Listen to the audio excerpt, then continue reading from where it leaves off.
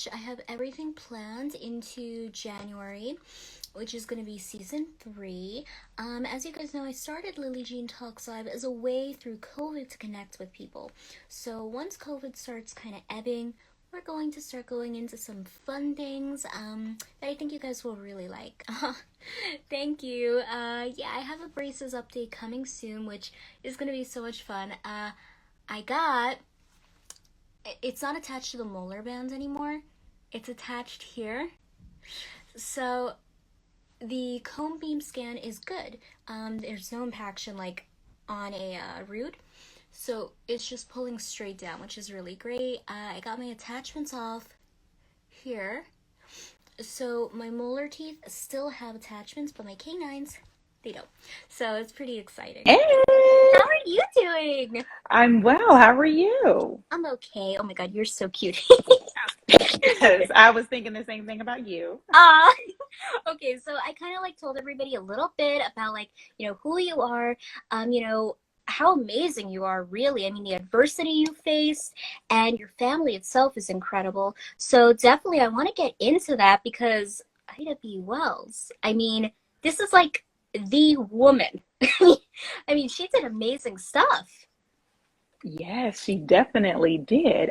She was a pioneer in every shape, form, and fashion, in a time where slaves, where, persons of color, Black people, African Americans, whatever name you want to be politically correct and call them today, people who look like me, they could not read, could not read or write at that time. And even women did not have rights, in the late 1800s. We were unable to own homes in our names and bank accounts and to work. Yep. But Ida B. Wells was out there doing all of that. I don't know what you told your viewers, but she is most famously known for founding the NAACP, the National Association for the Advancement of Colored People. She was a crusader for justice. She was an investigative journalist before we even knew what that was. So she kind of uncovered why Black men were being lynched in America. She knew that it wasn't necessarily true, that all of their crimes that they were being accused of were true, especially when it happened to one of her friends, Thomas Moss, who owned a grocery store. He was accused of raping a white woman, and Ida knew, of course, this gentleman, so she knew that wasn't true. And so that kind of catapulted her into the investigative journalism.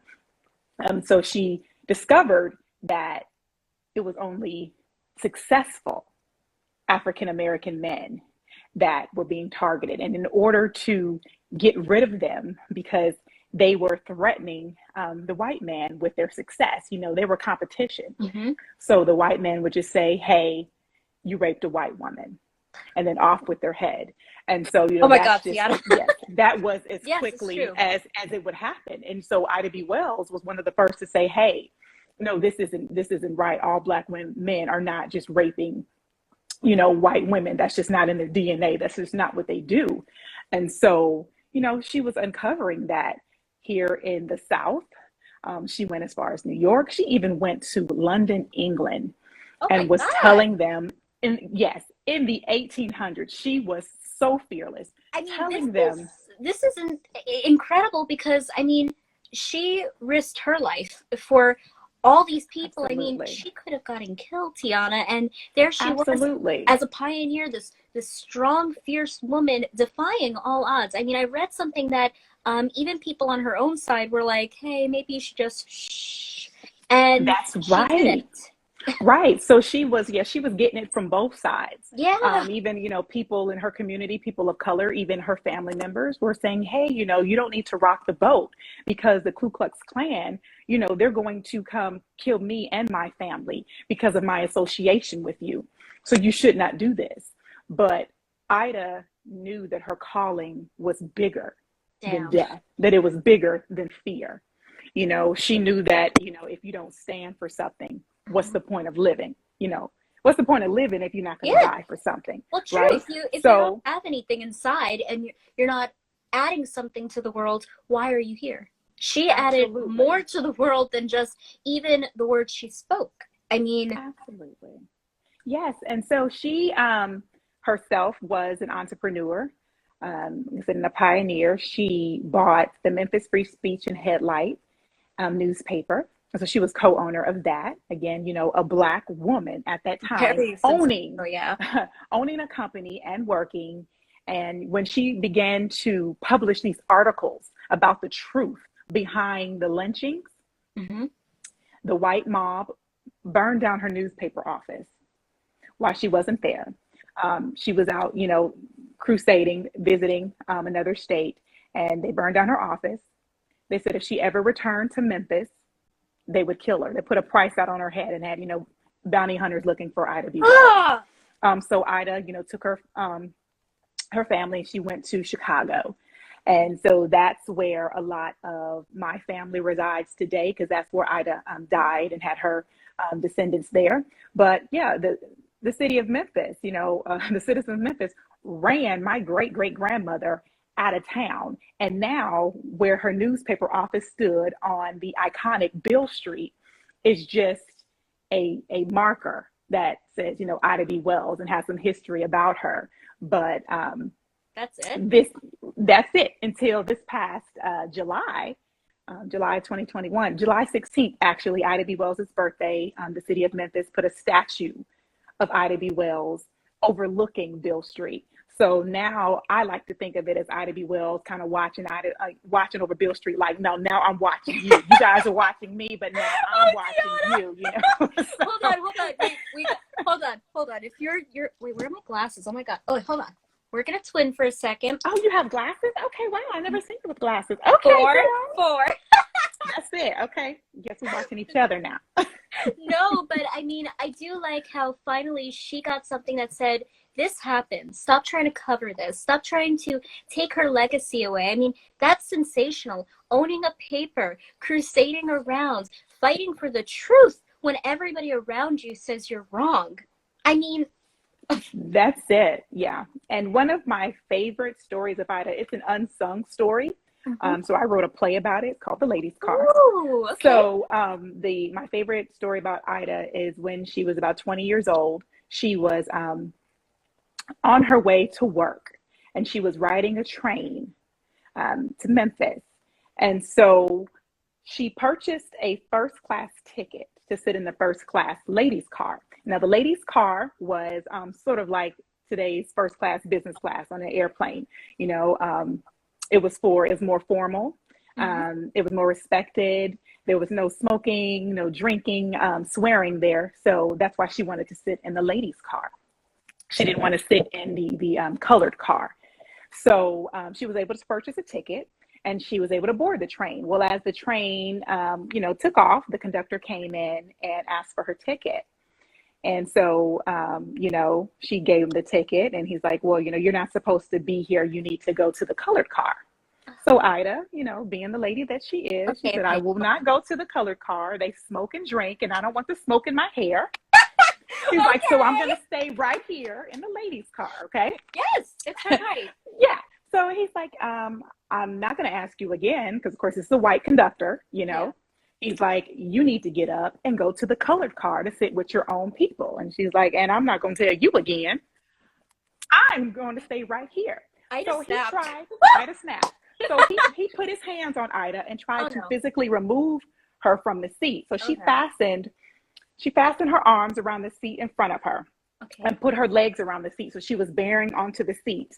And so as he put his hand on her wrist, as she so eloquently wrote in her diary, I fastened my teeth in his wrist. So she bit. She bit the conductor. Okay, and so, yeah, of course. So now, good teeth, class. Yeah. Okay, I mean, he was not classy towards her. That's right. So, she bit him. So he's like, okay, I need help with this feisty one. She's going to be a little bit more than I thought. So he went to go get some help. So Ida just proceeded to read her diary and her Bible, and she's just doing what she needs to do. He comes back with 2 other people. So now it's 3 men. And what will Ida do? 3 men. So she just sat there and let them come get her. And, they were trying to force her to the ladies' car, to the colored car. And, she refused. She said, I will not go to the colored car. So they threw off the train. Oh. So, being the woman that Ida B. Wells was, she got thrown off the train. She's like, I'm going to Okay. sue them. She's like, I'm going to sue them. Yes.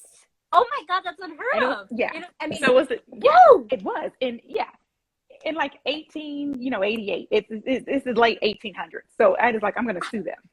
Oh my God, yes. Right. And she went and got a black attorney. Okay. And so he's like, okay, we're going to sue. And so, as some weeks and months are going by, Ida's like, what's going on with my court date? I don't have a status update. He just kept kind of fiddling around and, not really giving her answers. So she found out that he was bought off by the railroad company. Now, of course, he wasn't a bad guy. He was a product of his circumstances. They threatened him and his family. He didn't want to get killed. Absolutely. Yeah. So Ida, again, here comes Ida B. Wells now. Ida said, okay, well, if the black man is afraid of the white man, I'll go get a white man. So she went and hired a white attorney. She's like a superhero, though. Yes, who also happened to be a judge. His name was Judge Greer.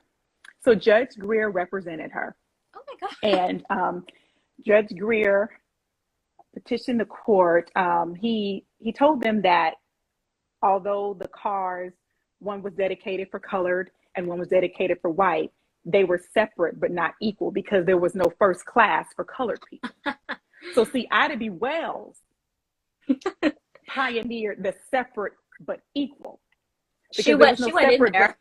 There was no separate but equal status. So therefore, she was granted that judgment and she received $500, which was a big deal in the late 1800s. She received $500. Now, unfortunately, months later, of course, the railroad company, could not let that happen. Let a Negro woman, is what they called them at the time, a Negro woman, win. So they went all the way to the Supreme Court and they reversed the decision. And one of the headlines, wrote like, damsel sues, darky damsel sues railroad company. But, Ida B. Wells, she won. And it's in the history books in Memphis, Tennessee, and Shelby County. But it is widely unrecognized and unsung. Why? Because white people did not want Black people in America at that time to know that you had rights in this country. So we could not let that story get out.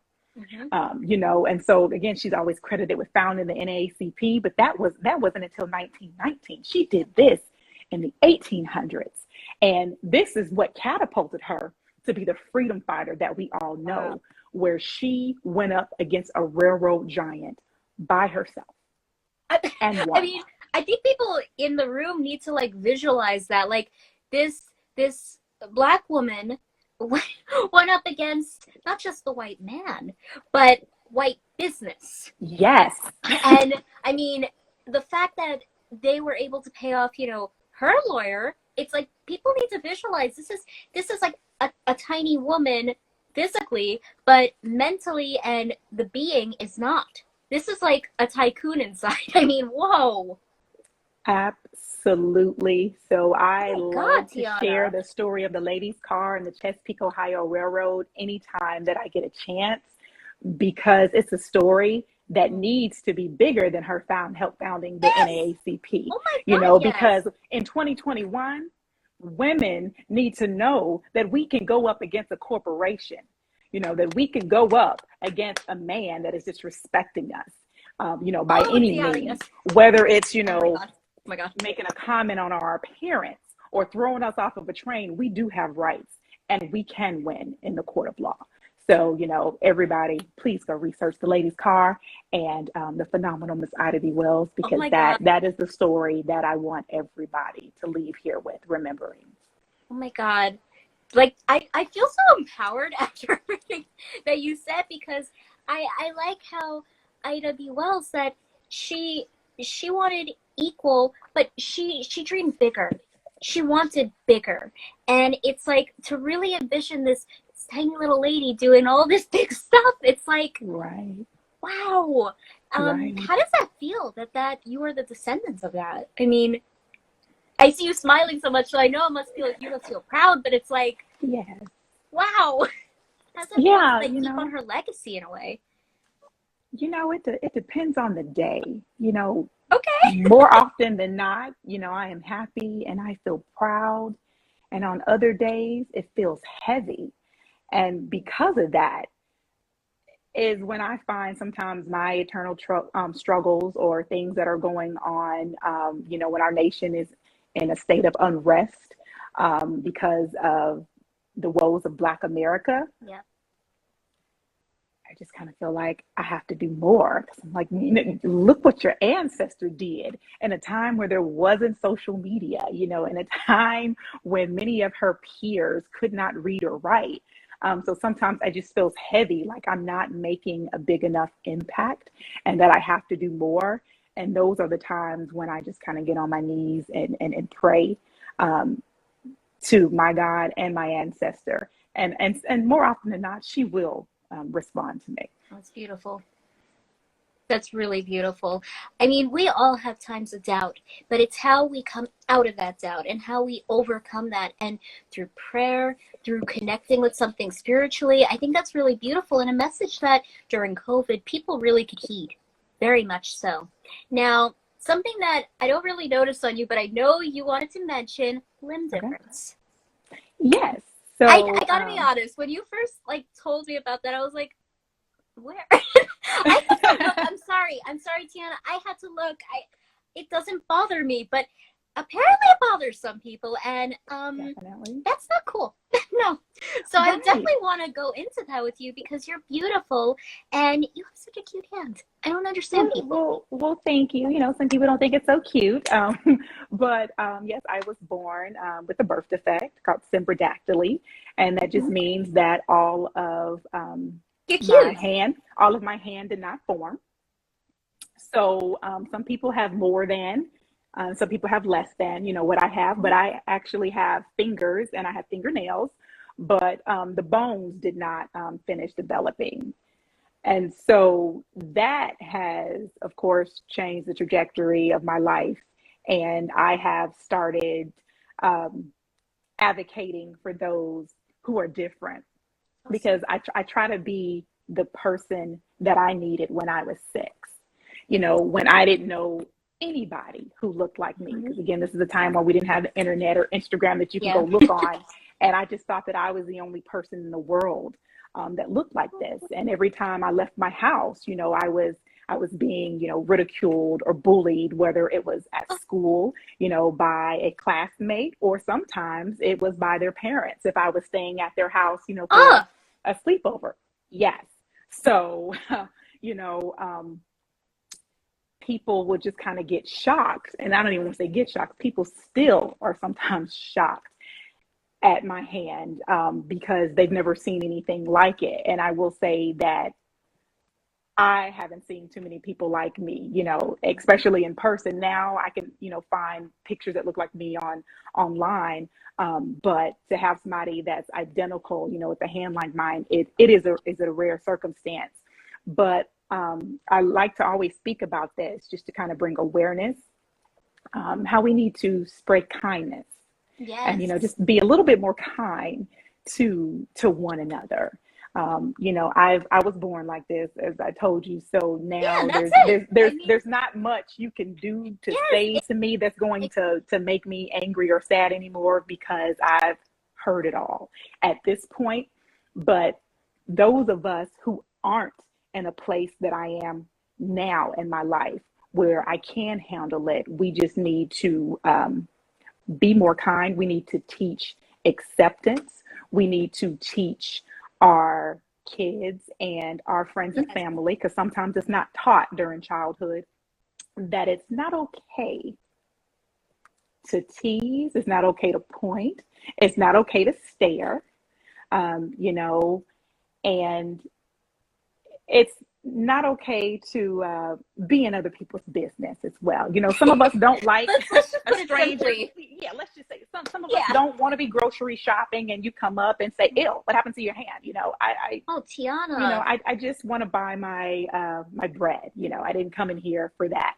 Yeah, you're not affecting them. They're affecting you by literally. Oh my God. Yeah, but there are a lot of ignorant people. Do you think in this world. Do you think that it's because they're uneducated? about Yes, because it. I yeah, mean, because ignorance is just that, just not knowing. yeah, There are a lot of, there are a lot of mean people, but there are a lot of ignorant people as well. yes, yes. And that's why it's just being mindful. Hmm. I give everybody like a second look. If I'm walking past you and you're kind of like, did I see what I thought I saw? And it's like, oh, I did. And it's like, okay, but don't stare at me. Nobody Yeah. likes to be stared at. No. Whether you got a booger in your nose or you got an ugly haircut. You don't stare. Yes. That's just a rule of thumb that you You're don't taught that. stare. It's manners. It's called Absolutely. manners. That's it, right? It's called manners. Yeah. And like I said, just being mean. It's like, did it make your day any better by being mean to someone? And I can say that, once you own yourself inside and out, other people typically follow suit. How I'm able to post pictures about it and talk about it online, I generally get great feedback. And what means the most to me when a parent tells me that, my 6-year-old, I showed her your picture and now she took her hand out her pocket,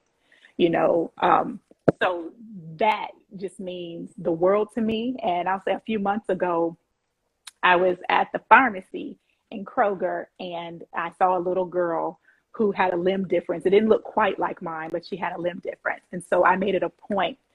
I kind of stood there until she looked at me and then I waved at her with my left hand.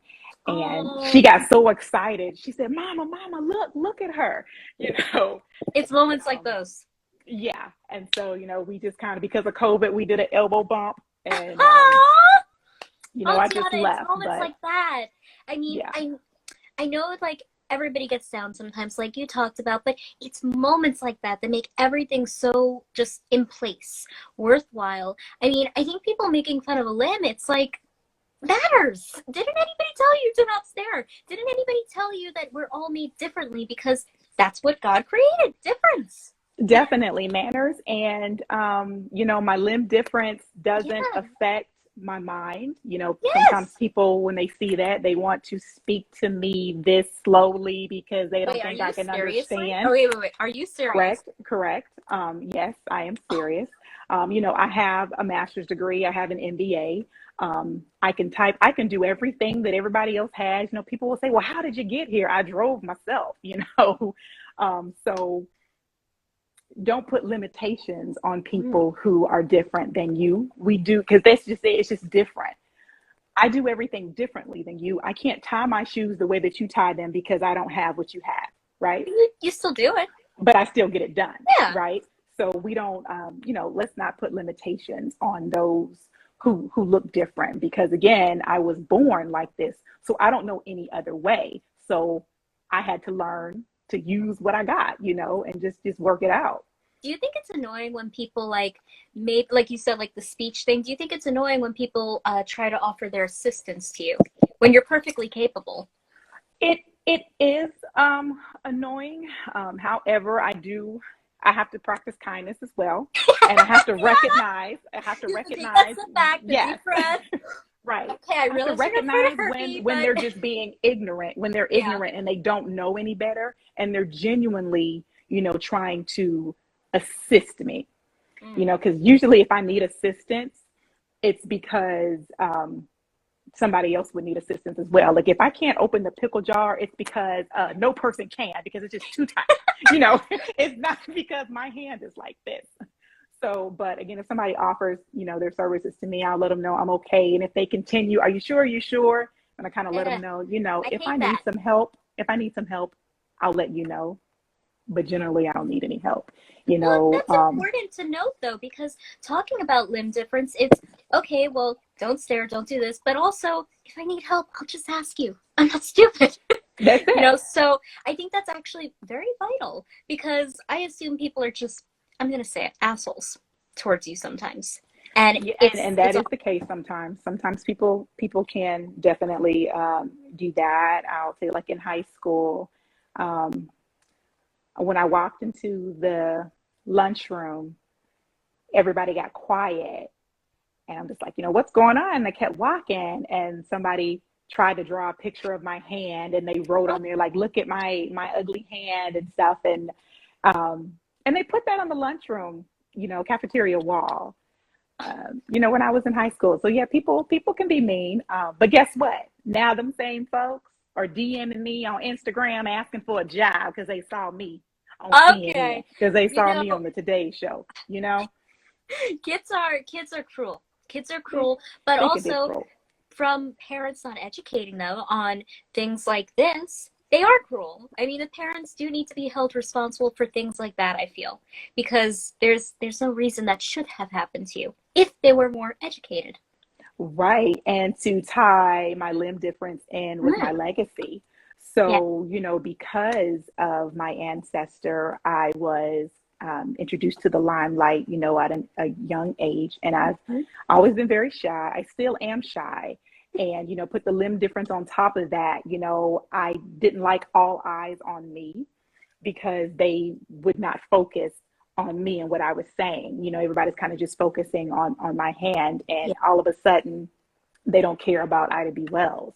They care about, the limb difference. And, that I used to kind of struggle with that. How am I going to be in the limelight, with this? But it all worked out. Again, once I came into my own, everything just came full circle. And, hey, now that's why I love putting it on Instagram, so that if somebody sees me speaking somewhere, it's like, okay, the elephant is no longer in the room. It's on my page. It's in my bio. So y'all already know. And if you want to stare, you can go look at my picture.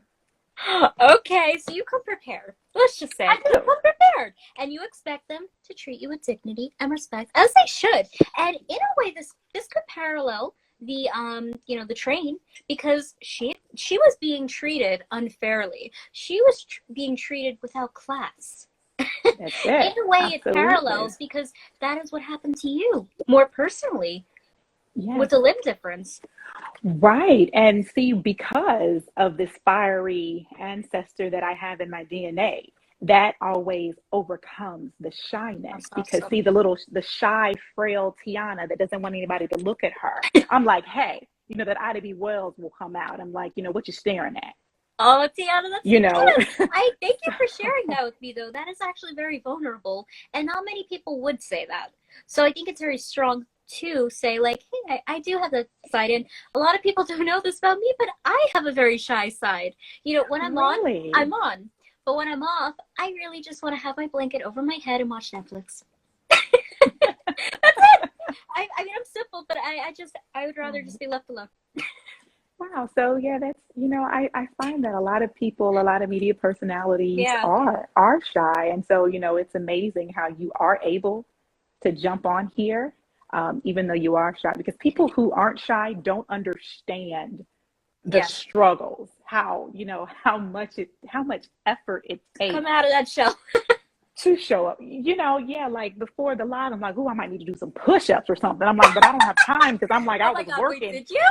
I did not. I didn't have time. You talked yourself out of that. You were like, okay, well. Yeah, I still had work to do. So I'm still, I was busy with work, but at least that was, diverting my mind into, instead of having a panic attack, like, oh my goodness, I'm about to go on and people are going to look at me. But, yeah. Yeah. Well, panic attacks, it happens to the best of us. It's how you come out of it. So what are the next steps for Miss Tiana? Where are we going with this? What are you doing? So right now I am assisting with the Ida B. Wells-Barnett Museum in Holly Springs, Mississippi. Oh, so wow. Holly Springs, Mississippi is the birthplace of Ida B. Wells. And what's special about the museum is it is Ida's former master's home. Oh. So we call it the birthplace because she was born on the ground. She was born in the backyard. Oh, in the slave cabin. It's like reclaiming it in a way. Yeah, she was born in the slave cabin. So for her, what we get to do is say, hey, you weren't allowed to live in this house, but now your great-granddaughter gets to run it, right? Oh. And do it in your honor. Wow. And so I am honored and overjoyed that I get to be a part of this and to lead the museum and to introduce Holly Springs into the nation, because it's a small town in Mississippi. It's about 30 minutes from Memphis, Tennessee. And a lot of people are like, oh, you get to be a part because, you're related. And that's not true, because a lot of my family are related as well. But I was chosen because I am passionate, because I am qualified, and I have been doing the work for Ida B. Wells and for civil rights for many decades. Oh, thank you. Somebody said they love my hair. Thank you. Miss Shy? I think not. I caught you look down like, and I was like, is she going to say something? Okay. Yes, but yes, the Ida B. Wells-Barnett Museum, this is a place that I want everybody to visit at some point. And I know there are many museums, such as the African American Smithsonian in Washington, D.C., which has an exhibit of Ida B. Wells, and Ida B. Wells has her things in various museums throughout the nation. However, the Ida B. Wells Museum is the only place that you can feel, touch, wow, and speak to your history. Again, this is the ground that Ida B. Wells walked on. Her mother was a cook for the master.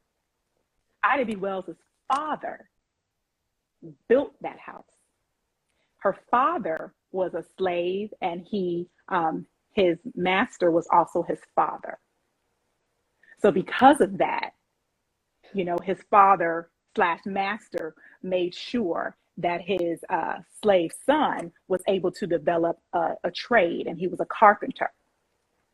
So there's just so much history in that home. Even though my family was not able to sleep in that home, again, now we are able to be in there. Wow. And we do that for Ida. And again, you get a piece of history. As soon as you are on that property, you can hear your ancestors whispering something to you. It is a powerful place. And I'm not just saying that because I'm related. I want you guys to come there and feel it yourselves. Oh my God, I'm moved. I'm like, you do production too, right? I do. I mean, once you started like talking about it, I'm like, okay, I'm feeling a little bit of tea producer here, because like, I want to go. I mean, yes.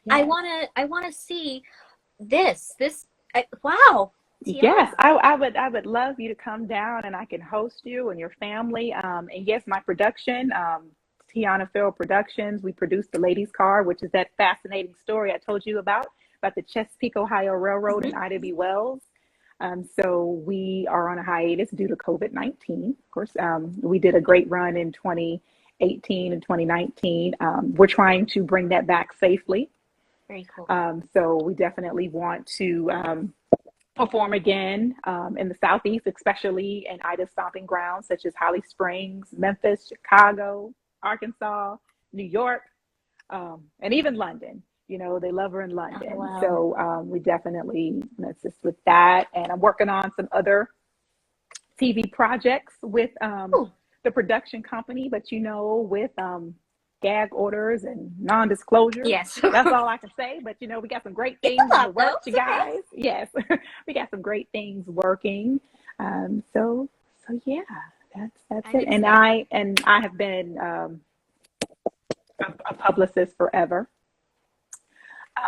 So that is another one of my loves. And the reason that I like doing that is because I love to introduce the world to great people. Awesome. Such as yourself. I know, I'm like sitting here like, I'm keeping it in. Yeah. I'm keeping it in. Is she gonna say it? Is she not? Oh my God. Oh, Tiana, you are amazing. I wish I could give you a big hug, but it's a screen. I can't. Yeah. Here we go. Adrian says, thank you. Adrian. She says, the feeling was overwhelming. Oh, to the Ida B. Wells Museum. Yes. Oh, hi, Adrian. Cool. Adrian is my BFF / confidant / chief of staff / advisor. Oh my God, she's like the shit. Listen, yeah, if you want something done, you got to call Adrian. Oh my God, okay. Yeah. Hello, Adrian. I hear you're very amazing. So, how are you? Oh my goodness. Tiana, thank you so much for coming on, sharing these beautiful stories, sharing these words of encouragement during such hard times we're going through right now with COVID. I think there are many lessons people could learn from you, and I think there's a lot more that you probably could share with the world. And I like that you are doing that one step at a time and showing people that you are working every day on yourself as well as for others. That is so important and impactful. Thank you. I appreciate you inviting me on. I've had a great time. And because I'm shy, you just made me feel very natural. And I love that. I appreciate you sharing your platform. Wear glasses to glasses. Yes, it's it. I like wearing my glasses down like this so I can look over it like a granny. Yeah, somebody like I'm watching you. Wait, are you near or are you far? Out of stigmatism. Yeah, so. No, no. Can you not see up close or far away? I can see fine. It's the stigmatism, the way that the light hits my eye. Oh. So, yeah. Oh, I can't see distance. So, like, we were on the street, I probably would be like, Tiana? So, let's hope I have the easier contacts. Thank you, Tiana. Sending you big hugs and big kisses. All right. Oh my God, that was perfect.